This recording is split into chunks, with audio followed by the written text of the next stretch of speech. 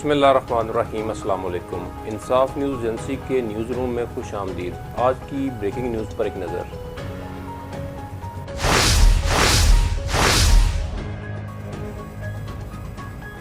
Deputy commissioner Mahtab Wasim Azhar نے government زمیندار college کا دورہ کیا اور گراؤنڈ میں صبح کی سیر کے لیے آنے والوں کی سہولت کے لیے ٹریک کے کام کا جائزہ لیا۔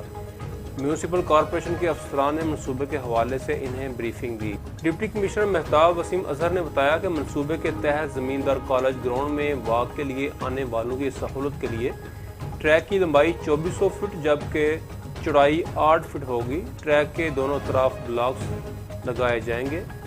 ٹریک کا لیول گراؤنڈ سے 6 انچ اونچا ہوگا جبکہ اس کے اوپر باریک بجری ڈالی جائے گی جس سے یہ بارش کے دوران بھی قابل استعمال رہے گا۔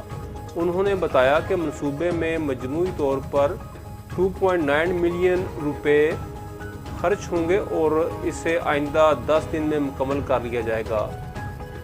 دریں اثنا زمیندار کالج گراؤنڈ میں واک گروپ کے ممبران چودھری گلزار حسین، میر کبیر، الماس بٹ و دیگر نے زمیندار کالج گراؤنڈ میں واک کے لیے ٹریک بنانے کا درینہ مطالبہ پورا کرنے پر حکومت پنجاب، اسپیکر پنجاب اسمبلی چودھری پرویز لائی اور ڈپٹی کمشنر مہتاب وسیم اظہر کا شکریہ ادا کیا۔